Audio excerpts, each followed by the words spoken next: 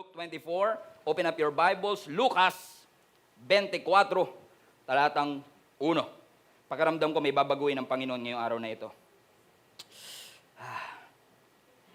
But very early on Sunday morning, the woman went to the tomb, taking the spices that they had prepared. They found that the stone had been rolled away from the entrance. Alam niyo, ang tomb na ito, ang libingan na ito, hindi ito nabukas para ang Panginoon ay makalabas. Bukas ito para ikaw at ako ay makapasok. So they went in, verse 3, but they did not find the body of the Lord Jesus. As they stood there, puzzled, two men suddenly appeared to them, clothed in dazzling robes. The women were terrified and bowed with their faces to the ground. And the man asked, "Why are you looking among the dead for someone who is alive?" Stephen Prado translation, he doesn't belong here. He's alive. Verse 6, he's not here. He is risen from the dead. Remember what he told you back in Galilee, that the Son of Man must be betrayed into the hands of sinful men and be crucified, and that he would rise again on the third day. Then they remembered that he had said this, so they rushed back from the tomb to tell his 11 disciples and everyone else what had happened. It was Mary Magdalene, Joanna, Mary mother of James, and several other women who told the apostles what had happened. So sinabi ng mga babaeng nauna sa tomb na wala doon ang katawan ng ating Panginoong Yesus. Watch this, verse 11. But the story sounded like nonsense to the men. So minsan talaga hindi namin kayo maintindihan. Sometimes it doesn't make sense. No, amen. Katabi kasi nila yung asawa nila. So they did not believe it. However, Peter jumped up and ran to the tomb to look, stooping, and he peered in and saw the empty linen wrappings. Bear that in mind. And then he went home again, wondering what had happened. I want to talk to you about on the subject, hope is alive. Hope is alive. Everybody put that in the chat. Hope is alive. Ang muling pagkabuhay ng ating Panginoong Yesus, mga kapatid, ang isa sa pinaka-famous miracle ng ating Panginoon. Ang resurrection, ang pinaka-puso ng gospel. It is the core of your Christianity. Ibig sabihin, napakahalaga na bawat Kristiyano ay naniniwala na si Kristo ay hindi lang basta namatay, kundi ang ating Panginoong Yesus ay muling nabuhay. Ibig sabihin, everything about our faith is centered around the resurrection of our Lord Jesus Christ. As I've said earlier, ito po ang reason kung bakit naiiba ang pagkakristyano natin sa ibang relihiyon. Mahal natin ang mga taong ito. However, mga kapatid, kaya tayo naiiba kasi ang kanilang mga founder at pinaniniwalaan ay namatay at nanatiling patay. Pero ang Diyos na ating pinaniniwalaan, namatay din, pero siya ay muling nabuhay. Yes, Jesus died, but the death did not hold Jesus Christ. He rose again from the dead for you and for me. At nung si Kristo ay muling nabuhay, ang kasalanan mo ay pinatawad, ang iyong kasakitan ay pinagaling, at lahat ng mga sumpa ay tinubos ng ating Panginoong Yesus. Kung wala ang resurrection ng ating Panginoong Yesus, kung hindi nabuhay na maguli ang ating Panginoong Yesus, kahit gaano katindi pa ang milagrong ginawa niya, kahit gaano karaming mga pilay ang pinalakad ng Panginoon, baliwala po ang lahat ng ito. The truth of the resurrection of our Lord Jesus Christ is what made our faith unique from anybody else. Bakit? Ang resurrection ng ating Panginoong Yesus, it validates His deity. I say that again. The resurrection of our Lord Jesus Christ validates His deity. Yung pagiging Diyos ng ating Panginoong Yesus ay naging totoo nung siya ay muling nabuhay. And I've been asked many times, Pastor, ano ang pruweba na si Kristo talaga, si Jesus talaga ay Diyos? Eh di ba kung talagang Diyos siya, ba't siya namatay? O di ibig sabihin, tao lang siya. And I agree with you. Yes, Jesus died. At yun ang katunayan na siya ay naging tao. Nagkatawang tao. Eh ba't ka ba magkakatawang tao kung tao ka na? Yung nagkakatawang tao, yung hindi tao. Halimbawa, kulisap ka, nagkatawang tao. Kasi hindi ka ganun. Pero si Jesus na nagkatawang tao. Hallelujah. Amen. Ang ating Panginoong Yesus, mga kapatid, amen, He rose again from the dead. It validates His deity. Bakit? Yes, si Kristo'y namatay at yun ang katunayan na siya'y naging tao, pero paano natin i-explain na ang ating Panginoong Hesus ay muling nabuhay? Hindi kaya ng tao yun. And for you to resurrect your own self while you were dead, ang mga patay hindi nakakarinig, ang patay hindi nga kayang humingi ng tulong, but Jesus, through the grace of God, was resurrected from the dead for each and every one of us. It is the climax of His work. It is the core of our Christianity, and it validates His deity. But more than that, ang resurrection ng ating Panginoong Hesus, it validates the prophecy in the Old Testament. Lahat ng iprinophisy patungkol sa darating na Messiah, na merong isang lamb, merong isang sacrifice na darating para sa kapatawaran ng ating kasalanan, ay naging totoo nung ang ating Panginoong Hesus ay nabuhay na maguli. That 2,000 years ago, very early Sunday morning. Ang sabi ng scripture, ang context ng binabasa natin, yung mga babaeng ito, si Mary Magdalene, si Mary Mother of James, si Salome sa ibang accounts ng scripture, si Joanna, sila ay papunta sa tomb para magatid ng mga spices. And then to their surprise, nakaranas sila ng sunrise surprise. Kasi pagdating nila sa tomb, wala na ang ating Panginoong Hesus. He's gone. He's gone. Wala na ang ating Panginoong Hesus. Ano sabi ng angel? Ba't yung hinahanap si Jesus dito? He doesn't belong here. He is not here because He has risen from the dead. Ibig sabihin, mga kapatid, nung na-experience nila ito, Jesus rose again from the dead, it is a proof for each and every one of us na yung Diyos na pinaglilingkuran po natin ay totoong buhay talaga. I say this again, ang resurrection ni Jesus ay hindi fake, hindi fraud, hindi manipulated, it is authentic and real. And yung theory na ang ating Panginoong Hesus ay hindi talaga muling nabuhay, kundi ninakaw lang yung kanyang bangkay dun sa tomb na yon, was there all along. Kahit nung 2,000 years ago pa, may mga tsorya na hindi talaga muling nabuhay ang ating Panginoong Hesus. Na kaya wala yung katawan ni Kristo doon kasi ninakaw daw. In fact, bago pa ilibing ang ating Panginoong Hesus, yun na ang kinakatakutan ng mga Pharisees. Kasi nangako ang ating Panginoong Hesus nung buhay pa siya, na kapag ako ay namatay, after 3 days, I will rise again from the dead. Look at the confidence. Imagine niyo yun. Nangangako ang ating Panginoong Hesus mismo, kapag ako ay namatay, after 3 days, I will rise again from the dead. Alam na mga Pharisees yun kasi nakikinig din sila Alam nila that Jesus will rise again from the dead after 3 days. Kaya sabi nila kay Pontius Pilate, Sir, boss, nangako kasi itong Jesus na ito, na after 3 days, ay mabubuhay siya na maguli. Pwede bang isecure natin yung tomb? Siguraduhin natin wala talaga makakapasok at wala talaga makakalabas. Sabi ni Pontius Pilate, sige, lahat ng security gusto nyo, gawin ninyo. Lalagyan ko pa ng 2 sundalong bantay. Tingnan nyo yan. Patay na. Binabantayan pa. Hallelujah. Para lang makasiguro sila, ang sabi ni Pontius Pilate, okay, secure the area as you know how, and put 2 soldiers in there. Now, it's interesting na pagdating ng mga babaeng ito sa tomb, wala na yung soldiers na yon. Isn't it? Wala na yung soldiers. Ano kung nasaan? Hinimatay sila. Probably, they witnessed the resurrection of Jesus Christ. Probably. Siguro nung nabubuhay na ang ating Panginoong Hesus at bigla na nagbukas yung tomb from the inside, From the inside. Nagbukas yung tomb. Amen? At lumabas ang ating Panginoong Hesus. Sino ba naman ang hindi hihimatayin noon? Amen? Sa ibang translation, I think Mark or John, they fainted. Lahat sila. Yung 2 soldier, hinimatay silang lahat. Tama-tama pa, itong mga babaeng ito, bago pa sila pumunta doon sa tomb at magdadala ng spices, sabi pa nila, ano kayang i-explain natin sa mga soldiers para papasukin tayo sa loob? Pagdating nila, hindi nila kailangan mag-explain kasi nakabukas na yung tomb. Kaya marami nagsasabi, ninakaw lang yung katawan. Pero nabasa niyo po ba yung Luke 24 na binasa natin kanina? Ang sabi ng scripture, pagpasok nila sa loob, nandun pa yung damit ng ating Panginoong Hesus. O pairali natin ang lohika natin, kung talaga pong yung katawan ni Kristo ay ninakaw lang, tingin nyo ba? Yung magnanakaw, babalatan pa si Jesus Christ, tatanggalin pa yung linens, yung mami, tatanggalin pang ganoon, tapos iiwan doon, tapos nanakawin nila yung katawan. They don't even bother to do that. That's one proof, mga kapatid, na ang katawan ni Kristo ay hindi ninakaw. He rose again from, it's not fake. It is authentic. It is real. Amen. Kasi lahat ng obstacle, yung stone is an obstacle for them to get in.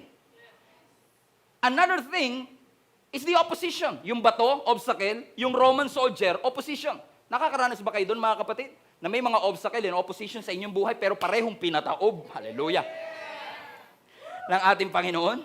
na pagdating nila doon, nagulat na lang sila na it is as if the hand of God was there with them. All of them were shocked. And I don't know who is this for. I just want to preach for a moment before we continue, mga kapatid, na may mga pagkakataon sa buhay natin na makakaranas ka ng mga obstacle and opposition sa iyong buhay. Time will come that severe storm will come into your life. No matter how good your life is, right now, time will come, mga kapatid, that severe storm can appear in your life.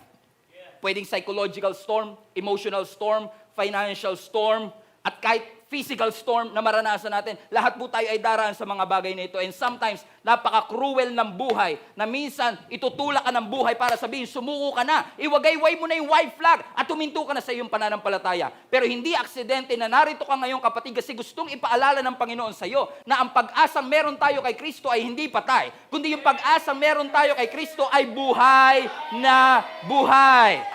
My hope in Jesus Christ is alive. Marami sa atin, we have lost everything and we want to bounce back. Pero para bagang wala na tayong pag-asa mag-move forward pa, mabuhay pa. But let me just say this to you, mga kapatid. God is just so good to remind each and every one of us, may pag-asa pa. And I was talking to a global family, and sabi niya, Pastor, I've been diagnosed na meron akong bipolar disease. Yung aking mood ay talagang extreme. Bigla na lang ako magiging masaya, bigla na lang ako magiging malungkot. And sometimes, sabi niya, minsan violent pa. But I thank the Lord. Kasi when I heard the preaching about Jesus Christ through your church, ang sabi niya mismo, I became better and better and better every single day.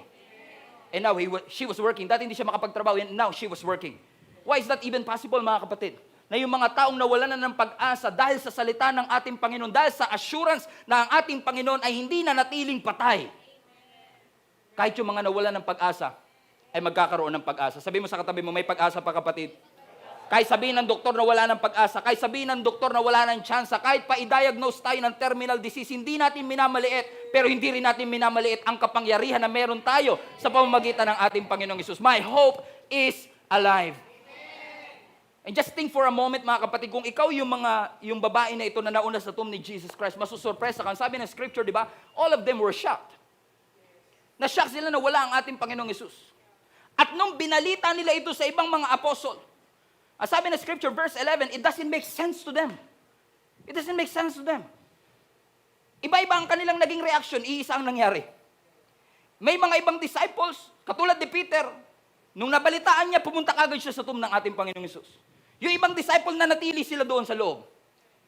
Pero kung babasahin yung patuloy yung Luke chapter 24, makikita nyo, mga kapatid, na meron pang dalawang disciple. Ang pangalan ay Cleopas at ang isa ay hindi pinangalanan ng scripture.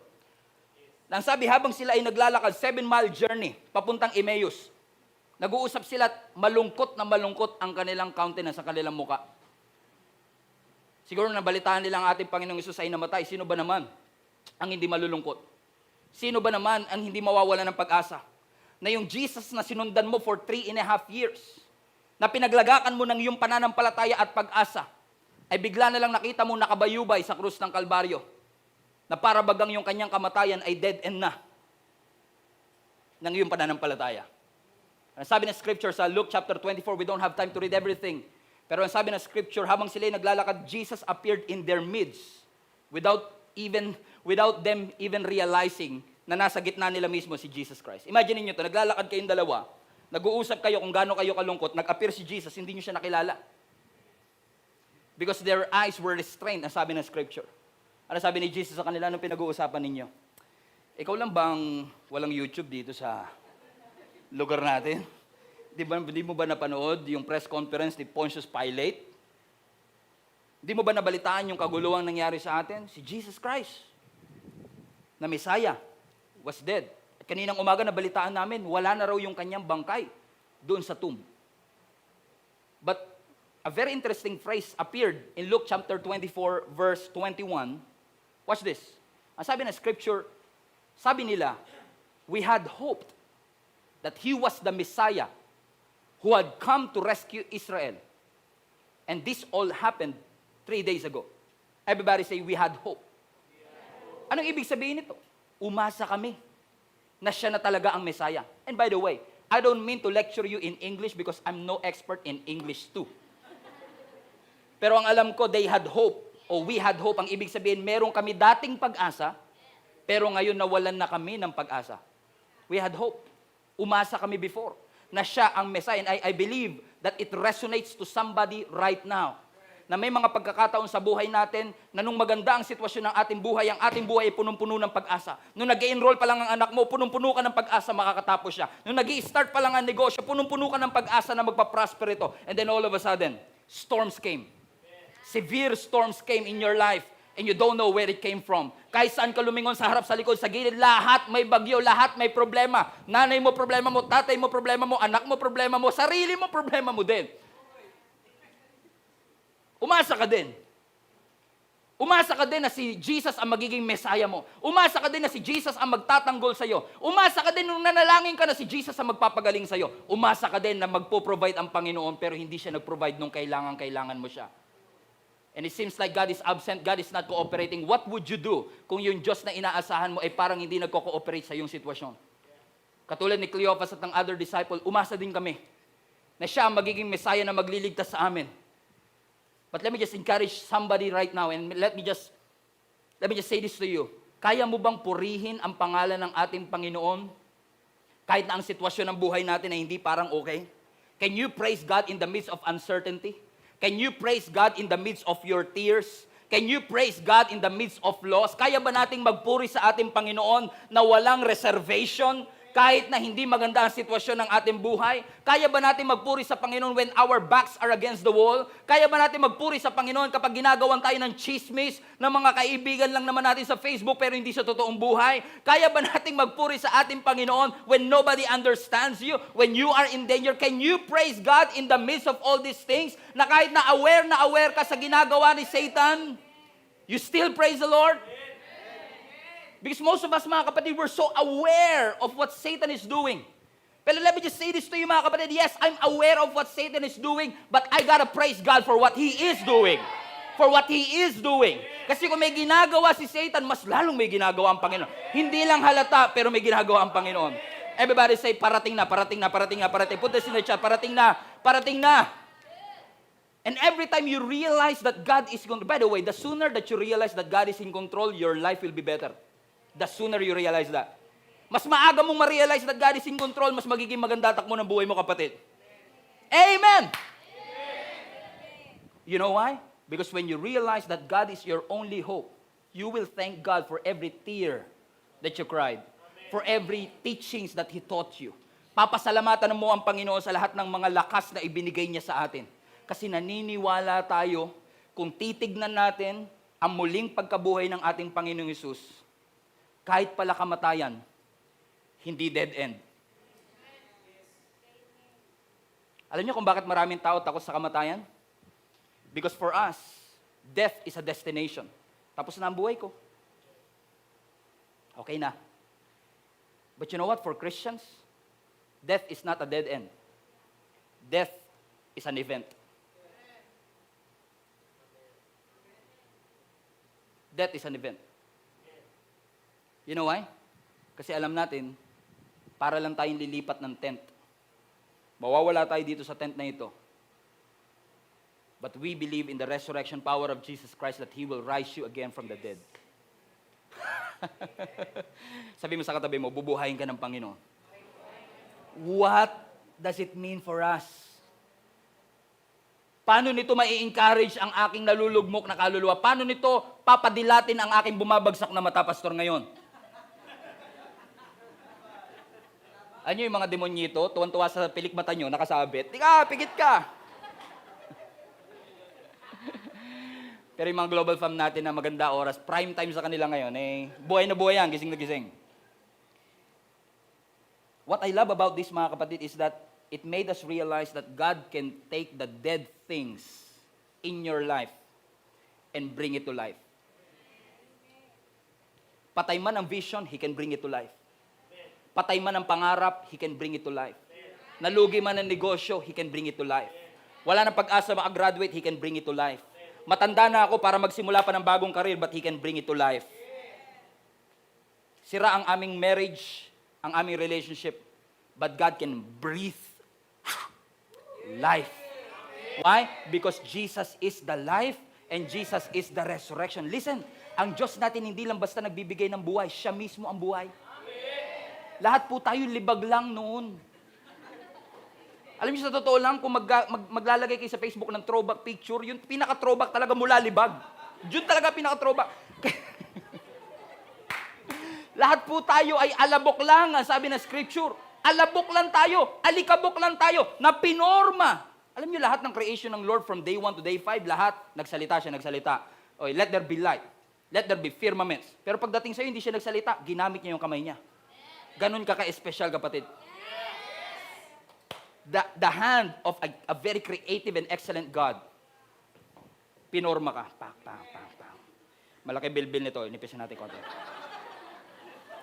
Just kidding. Masyadong seryoso. Just kidding.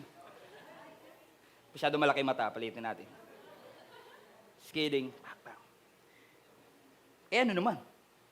Mananatili pa rin tayong alabok until God breathe into us. So the life that you have is the very life of God Himself. It's in you right now. He breathed life into your situation. What does it mean? Ibig sabihin, kahit na patay, kahit nga yung buhangin sa 10 plagues ng Egypt, yung buhangin naging lisa. Hindi kaya ng magician yun eh.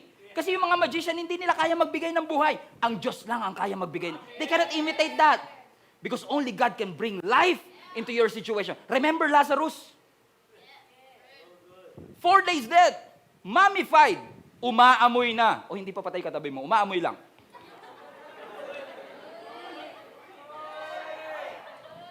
Just kidding. Pag nandito ka kasi, alatang biruan. Pag sa TV minsan, hindi. He was 4 days dead. Amen? Ano sabi ng scripture, mga kapatid? Nung dumating ang ating Panginoong Yesus, and I will go back to this story again later on. Nung dumating ang ating Panginoong Yesus, ang sabi niya kay Martha, buksan niyo yung tomb. Ito, man-made na tinanggal. Buksan niyo yung tomb. At sumigaw ang ating Panginoong Yesus, Lazarus! Kumi! Rise up! Bangon! Now, kung patay ka, nakakarinig? No. Patay na nga, papabangunin mo pa eh. Patay na eh. Pero buti na lang talaga, sinama ni Jesus Christ yung Lazarus. Kasi imaginein mo kung hindi niya pinangalanan, sinabi niya lang, rise up! Eh di lahat ng mga patay doon, nag-angatan lahat yun. Eh di si Michael Jackson nabuhay, Thriller! Kasi lahat ng patay doon sa cemetery niya, lahat yun naglabasan, buti na lang pinangalanan niya, Lazarus, come forth! Specific, tumayo si Lazarus from the dead. From the dead. Why? God can bring life into your situation. Patay na relasyon, patay na pangarap, patay na negosyo, anumang patay sa buhay mo, kapatid, may kapangyarihan ng Diyos na i-resurrect ito. Come on, is there somebody out there? Is there somebody out there na naniniwala at nakaranas mismo na yung dating patay na karir, binuhay ng Panginoon? Na yung dating patay na sitwasyon ay binuhay? Somebody out there, I'm sure somebody out there can testify that something dead in their life was raised back to life again. Bakit? Ang Diyos na pinaglilingkuran natin ay Diyos na hindi lang nagbibigay ng buhay, siya mismo ang buhay. Siya mismo ang buhay. So every time makakaranas tayo ng pagsubok, every time na tayo malulugmok sa ating situation, and every time tayo ma-heartbroken at masasaktan. Because sometimes, or most of the time, it's very easy for us to recognize the pain. What we don't recognize is the purpose of the pain. Yun ang madalas natin hindi ma-recognize. Anong purpose kung bakit ko pinagdadaanan to? Anong purpose ba't nalugi? Anong purpose kung bakit naranasan? Ba't nagkasakit? Anong purpose ito? That's something that we don't understand. Kung talaga ang Diyos nagpapala, ang Diyos ay nagbibigay ng, ba't hindi tuloy-tuloy? Ba't kailangan pagdaanan ko ang mga bagay nito? We don't understand that. Because only God can see the future. And because He lives, we can face the future. We can face tomorrow. The very premise, the reality na ang Diyos na pinaglilingkuran mo ay buhay is enough for us to realize, uy, ano man takot na nararanasan ko, alam ko may pag-asa sa hinaharap kasi alam ko, buhay ang ating Panginoon. Ang sabi ng Hebrews chapter 10 verse 23, everybody read this, let us hold firmly to the hope that we have confessed. Actually, the Greek word of hold firmly, pigain mo. Parang yung kamay, pinipiga mo. Let us hold firmly. Huwag kang kakalas. Yung pag-asang meron ka. Yung pag-asang kinonfess mo nung tinanggap mo si Kristo, naalala mo pa yon? Na sinabi mong, ang Diyos nagpo-provide, ang Diyos nagpapagaling, hawakan mo uli yun. Huwag mong kakalimutan yun. Kasi yung pinangako ng Diyos, hindi man realidad pa ngayon, pero totoo yung kanyang pinangako at mangyayari yan sa'yo. Let us hold firmly to the hope that we have confessed because we can trust God to do what He had promised. Alam niyo kung bakit kailangan nyo ilagay yung pananampalataya nyo kay Lord sa mga pangako ng Diyos? Kasi hindi si Pastor Stephen ang nangako dyan. Hindi Gia Kamanaba ang nangako magpo-provide. Hindi Kamanaba ang nangakong siya ay magpapagaling. Diyos mismo ang nangako. Diyos mismo ang nangako. You will live long life. Hallelujah. Diyos mismo ang nangako that He will provide. Siya mismo ang nangako sa atin eh. Kaya we can hold it firmly. Kaya alam minsan, when that promise became a reality, parang minsan nahihirapan tayo paniwalaan. Remember again, ang sabi ng verse 11, nung sinabi ng mga babae na si Jesus Christ ay wala sa tomb, verse 11 please. Ang sabi ng verse 11, the story sounded like nonsense to the men, and because it's nonsense, they did not believe. Kapag kasi nonsense, ayaw natin paniwalaan. May kausap po ba ako? Nonsense naman kasi, Pastor. Kapag nonsense, ayaw natin paniwalaan. Kaya nung binanggit ng mga, hindi namin makita si Jesus, His body is gone. The tomb is empty.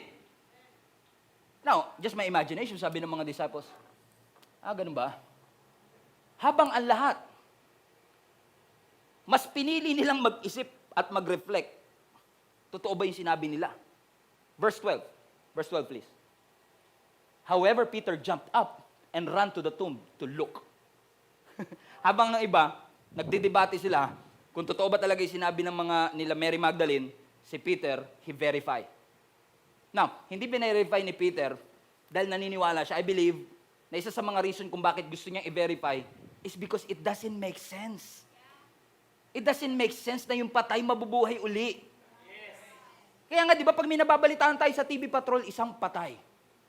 3 oras pa lang yan, ha? 3 oras ng patay ay muling nabuhay. Asa ng mga tao nandun? Pahiran nyo ko, punasan nyo ko. Kailangan ko ng milagro. Kasi naniniwala tayo matatransfer yan. Pinipilahan nyo, magbabayad pa yan ng limpak na salapi. Hawakan nyo ko, kasi nabuhay na maguli. Kahit hindi verified ang story, kasi it doesn't make sense. Paano ka aasa sa isang bagay na illogical? It doesn't make sense. Paano mabubuhay ang aking pag-asa? Nangangako ka, Pastor, that God will provide. It doesn't make sense. Wala nga akong trabaho ngayon eh. Nangangako ka na mayroong restoration. It doesn't make sense. Kung alam mo lang nangyari kanina, may bukol yung tatay ko. Pastor, tinamaan ng plato. Hinagis ng nanay ko. Tapos sasabihin mo magkakaroon ng restoration? It doesn't make sense. 3 days na siyang patay. Ba't siya mabubuhay? Kung gusto niya mabuhay, di dapat nung una pa lang. It doesn't make sense to them. But apparently, the other disciples stayed and sit. Hindi kasi nila maintindihan. Kaya pinagdebatihan siguro nila. Niniwala ka dyan sa sinasabi nila. May bantay nga yun na 2 sundalo. Laki-laki nung... tayo naniniwala dyan. Probably, it doesn't make sense to them. Alam niyo kung bakit it doesn't make sense to us? Because we don't understand it. How is this even possible? Tayo pa naman, mahilig tayo sa reasoning. Kailangan lahat naiintindihan natin. Correct? I need an explanation. I need an acceptable reason. Tingnan niyo yung espiritu ni Piolo. Out in Jesus' name. Papa P. Papa P, kung nanonood ka man, hi. Dito si Papa S.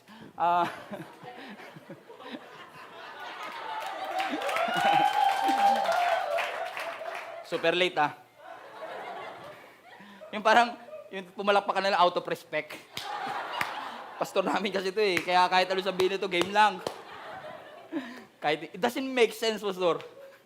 It doesn't make sense to him, kaya kailangan nila. Di ba usually kapag it doesn't make sense to us, kailangan intindihin natin. Pero ang tanong ko sa inyo, kung lahat ng bagay kailangan mong maintindihan, paano mo ma-experience ang peace that surpasses all understanding? Think about it. Paano ka magkakaroon ng kapayapaan that doesn't make sense kung lahat ng bagay kailangan natin maintindihan? May mga bagay sa mundo, kapatid, hindi ho tayo Diyos. May mga bagay sa mundo talagang hindi natin maiintindihan, kaya kailangan natin faith, pananampalataya, at pag-asa. Na alam natin kung ano man ang pinangako ng Panginoon, siguradong magkakaroon ng katotohanan. Kasi ang biblical hope, hindi yan wishful thinking. I hope manalo ko sa loto. Wala kang kasiguraduhan dun eh. Umaasa ka. Pero yung hope natin kay Kristo, sure yun. In fact, ang Greek word ng hope sa Greek, ang Greek word nito is elpitzo. Everybody say elpitzo. Parang piso, gawin nyo lang zay. Elpitzo. Ang ibig sabihin ng elpitzo, mga kapatid, hindi to wishful thinking, kundi ito ay biblical. Ang biblical hope is sigurado. Amen. Ang biblical hope is sure. Amen. Hindi to hope na based on calculated risk. Tataya ako sa loto, mga 1,000 ticket. Mas malaki ang chance ako manalo. At umaasa akong mananalo ko. Umaasa akong papasa ako sa bar exam. Umaasa akong gagraduate ako. Pero kaya ka umaasa kasi kinalculate mo na. May pag-asa to. Umaasa akong mamahalin niya ako. Yun talaga medyo delikado dyan. Pero usually ang hope natin is based on calculated risk. Ang biblical hope, hindi ganon. Ang biblical hope is never based on what is possible for men. Ang biblical hope is never based on what is logical. Ang biblical hope, walang halong pagdududa kasi ang biblical hope ay siguradong sigurado. Kapag sinabi mo, I have hope that God will heal me, you are not just believing for a healer. You are expecting a healing to come into your life. It is the confident expectation that something good is going to happen in your life. It is the confident expectation that something good, something amazing is going to happen in your life. Saan nakabase? Sa salita ng Panginoon. Kasi the moment na ang ating Panginoong Hesus ay nabuhay na maguli, ibig sabihin lahat ng sinabi niya totoo. Lahat ng pinangako niya totoo. Hindi niya tayo binola. Tinutuon ng Lord ang kanyang pag-ibig sa'yo. Hindi yan katulad ng ibang nangako sa'yo. Sabi nila, mahal ka nila, hindi nila tinutuo. Pero ang Diyos tinutuo niyan. Revelations 1:17. When I saw Him, I fell at His feet as if I were dead. Si John ang nagsasalita dito. But He laid His right hand on me and said, don't be afraid. Everybody say, don't be afraid. Ang ganda nito, mga kapatid. Ang gandang ma-remind natin ang ating sarili. Huwag kang matakot. Pwede nyo ba sabihin sa katabi mo, huwag kang matakot. O diba, hindi ka rin naniwala. Mas lalo ka pang natakot kung silbihan ka niya. Bakit? Bakit parang don't be afraid eh? Sabihin man ni Pastor Stephen yan, don't be afraid. May halo ka pagdudute. Kasi sino ba naman Pastor Stephen lang magsasalita niyan? Pero watch this, mga kapatid. Actually, kung ang Bible ninyo na hawak ngayon ay born again, kulay-pula yan. Ano yung born again na Bible? Yung may mga Bible na born again, yung pula, pag si Jesus nagsalita, pula. Yun lang daw ang totoo. Amen, biro lang. Sabi niya, don't be afraid. Bakit? I am the first and the last. Sino nagsasalita? Si Jesus mismo. Kaya ka hindi dapat matakot. Kaya ka may assurance. Kasi yung nagsalitang huwag ka matakot, si Jesus mismo. At sabi ng ating Panginoong Hesus, I am the first and I am the last. Ba't mo kinakatakutan ang destination? I am the last. Ba't mo kinakatakutang magsimula? I am the first. Ba't ka natatakot kung ikaw ay nasa gitna? Kung hawak ko ang last at ang first. And by the way, hindi sinabi ni Jesus, I was the first and the last. Hindi niya sinabing, I will be the first and the last. Ang sabi niya, I am. He is our refuge and strength, the very present help. He's the God of your present. Next verse, please. Verse 18. And I am the living one. I died, but look, I am alive forever and ever, and I hold the keys of death, and I hold the keys of the grave. He is alive. Now, past tense ba yan? No. Let's go back to verse 17. Watch how many I ams to. Don't be afraid. I am the first and the last. Next verse. Next verse, please. I am the living one. and I died. But look, I am alive forever. I was? No. I will be? No. I am. So kapatid, every time matatakot ka sa kamatayan. Alam niyo po ba, na maraming Christians ngayon gustong mapunta sa langit, pero ayaw nilang mamatay. Yun lang ang daan. Walang ibang daan ngayon. Papuntang langit. Ano ang daan papuntang langit? Mamatay. Hindi ka naman si Enoch at Elijah. So walang ibang daan papunta sa langit kundi kamatayan. Sino gusto mapunta sa langit? Come on, Global Pack. Walang ibang daan eh. Di ba? Kamatayan lang. And maraming tao, unfortunately mga kapatid, even Christians are afraid of death. Totoo naman, death is common to everyone. Ang sabi ng survey, hundreds of thousands of people die every day. Ang success rate ng death, 100%. Walang nakakaligtas. Lahat namamatay. So paano ko aasa? Kung alam ko namang mamamatay lang din naman ako dito. Alam niyo kung bakit? Miserable ang buhay natin kung ang pag-asa mo nandito lang. Hindi tayo tinuruan ng Panginoon na umasa ka lang dito. In fact, yung hope na sinasabi ng Panginoon, yung buhay pagkatapos ng buhay na meron tayo. Na kahit gaano kahirap ang buhay natin dito, meron tayong kasiguraduhan na yung buhay kasama si Kristo ay siguradong mas better kumpara sa ating buhay. In fact, even yung katawan natin ay mas better. I don't know kung nabasa nyo ng 1 Corinthians chapter 15. Na sabi ng scripture, because Jesus rose again from the dead, when you die, at muling nagbalik ang ating Panginoong Yesus, lahat ng tumanggap sa Kanya ay muling bubuhayin ng ating Panginoong Yesus. Pero hindi na ganyan ang itsura.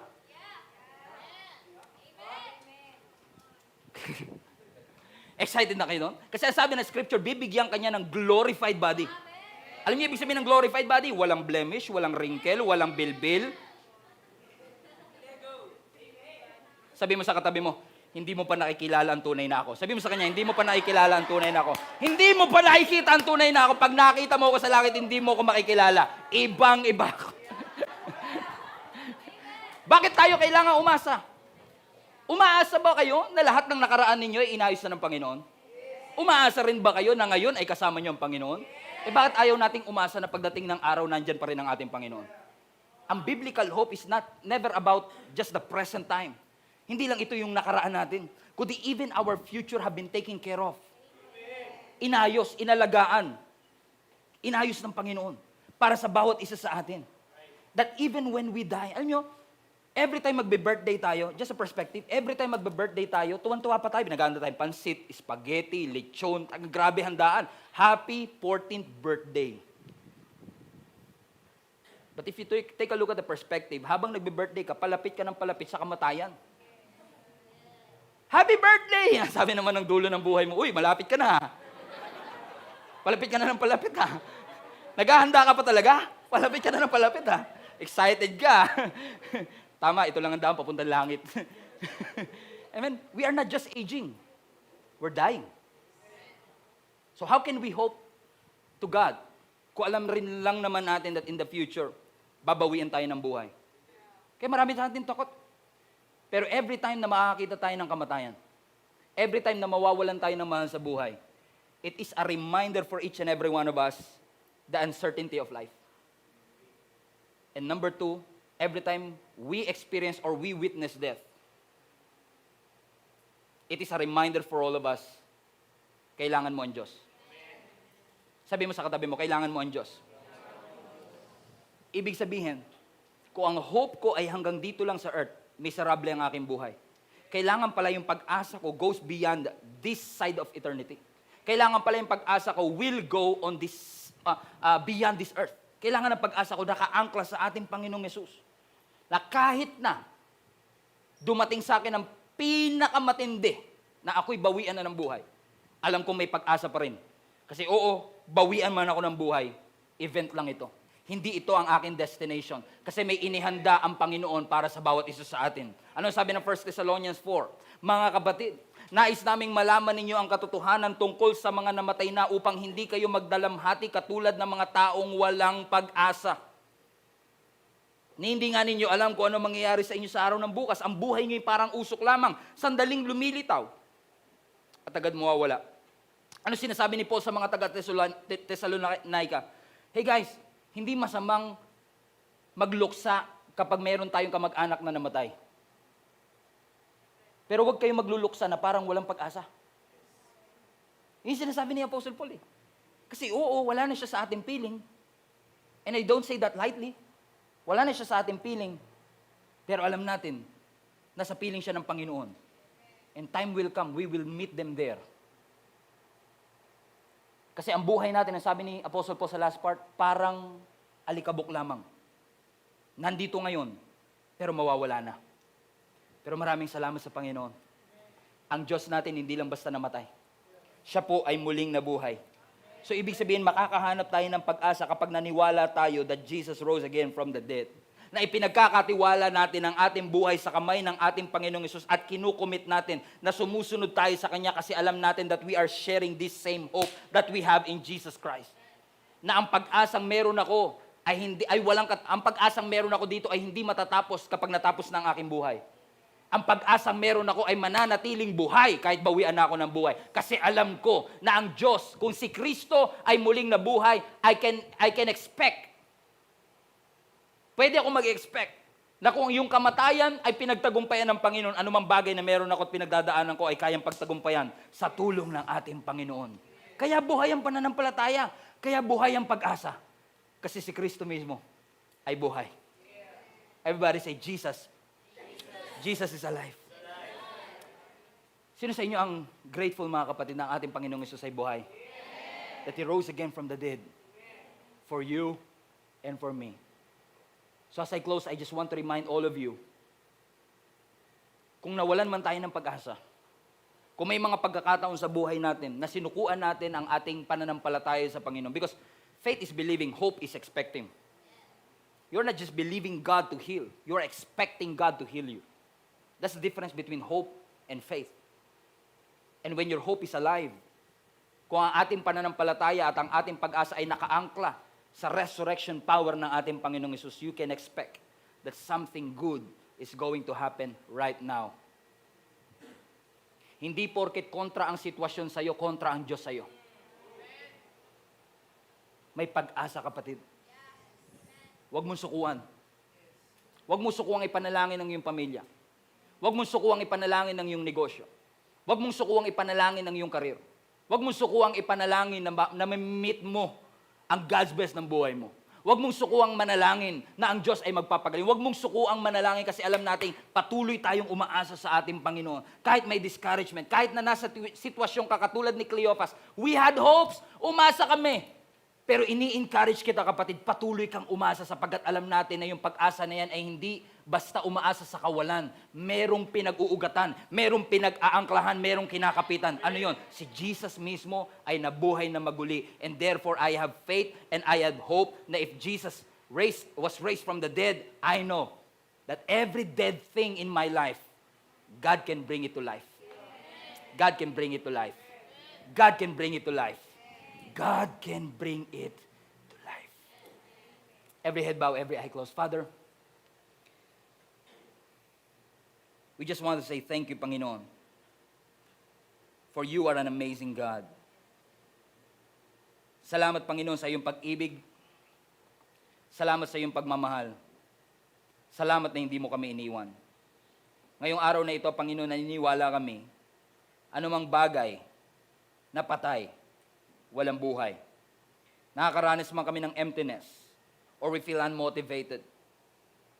O pakiramdam namin, Panginoon, hopeless ang aming marriage, ang aming children, ang aming situation, ang aming trabaho, career, love life, whatever it is, Lord God, that we find to be dead in our life. We believe, Lord God, katulad ng ginawa mo kay Ezekiel, katulad ng ginawa mo kay Lazarus, katulad ng ginawa mo sa iyong anak na si Jesus, naniniwala kami, Panginoon, you can bring to life every dead situation that we have. Ang aking dalangin, Panginoon, patuloy niyo pong ipaalala sa amin the resurrection of Jesus Christ is a proof that our sins have been forgiven. The resurrection power is within us. That greater is our Lord that is within us than He that is in the world. Father, I want to pray for each and every person under the sound of my voice na nawawalan po ng pag-asa sa hinaharap. They have been in a prolonged sadness, prolonged suffering. And because of this prolonged suffering, huminto na po silang umasa and they don't want to keep going. Let us be reminded once again, Lord, our hope is found in Jesus Christ. That even the hopeless situation that we think we have is not a hopeless case. Kasi kasama ka namin. Lord, I want to pray for our global family, for every person, Lord God, na nakakaranas ng discouragement by looking at the situation in their life. Hindi sila makahanap ng pag-asa sa hinaharap kasi wala silang pananampalataya sa kasalukuyan. Pero nananampalataya kami, Panginoon, nakikita mo ang aming sitwasyon, naririnig mo ang aming mga panalangin. Abot mo ang bawat isa sa amin. Abutin niyo po kami, Panginoon, sa anumang sitwasyon na meron kami. At hayaan na ang bawat isa sa amin, Panginoon, ay patuloy na mag-alab ang aming pag-asa. Na kung ito man, Panginoon, sa aming pananaw, ay wala na pong pag-angat, wala na pong pag-asa, naniniwala kami sa tulong mo, O Diyos. Meron po kaming pag-asa. That our hope is alive because it is anchored in the finished work of our Lord Jesus Christ. Salamat, Panginoon, that you are alive. Salamat sa pagpapaalala mo sa amin that the God that we serve is a living God. Jesus is alive. You are alive. In Jesus' name, Lord God, I pray, each and every one of us will encounter the resurrection power of Jesus Christ and breathe life right now into our situation. Breathe life, Lord God, into our situation. Right now. I want to minister to each and every one of us. Allow God to breathe life into every dead area of your life. Allow Him to breathe life. Lord, breathe life. Hingahan mo, Panginoon, ang aming mga sitwasyon. At hayaan na ikaw ang maitaas namin sa aming mga buhay. Lord, ang lahat ng papuri, ang lahat ng pagsamba ay para sa iyo lamang, O Diyos. Napakabuti mo at ikaw, O Diyos, ay nakakarinig, nakakita ng aming sitwasyon. Lord, sa mga kapatid ko may sakit ngayon, even those people who have an undiscovered sickness, you are in control, Lord God. And I pray in Jesus' name, let every part of our body function, Lord God, the way you designed it to be. And I declare healing, Lord God, for every sick person right under the sound of my voice. Healing, Lord God, and resurrection will come into our life. To you be all the glory, honor, and all the praise. In Jesus' mighty name we pray. Everybody say, Amen, amen. Hi Guava Family! Maraming salamat na natapos po ninyong panoorin ang video na ito. Bago lamang po tayo pumunta sa ating next video, ay nais ko pong personal na imbitahan kayong suportahan ang gawaing ito financially. Kung kayo po ay napagpala ng isa o ilan man sa mga videos na inyo pong napanood at nais po ninyong pagpatuloy natin na abutin ang mas maraming tao, na punuin natin ang langit and continue to fight for our family. Kung ikaw po ay hinihipo ng Panginoon para abutin at tulungan din po ang ibang tao at maipagpatuloy po natin ang pagpapalaganap ng gawain ng ating Panginoon, nais ko pong imbitahan kayong suportahan ng ministry ito financially. You can do that by going through our website, gscmnb.com/give, at lahat po ng mga ways that you can give through GCash, through bank transfer, to remittances, or through online transfer. Lahat po yan ay pwede nyong magawa at lahat po ng accounts ay naka-flash po at nakalagay doon sa website na ito. Marami pong salamat sa inyo. Naniniwala po tayong givers are blessed. At kung tayo po ay nagtatapat at tayo po ay ginagamit ng Panginoon para pagpalain ng iba, sabi nga ng Bible, those who refresh others will be refreshed as well. So marami pong salamat sa inyo at ako po ay naliligayahan na nakaabot po tayo dito. Pagpalain po kayo ng Panginoon and once again, punuin natin ang langit. God bless you!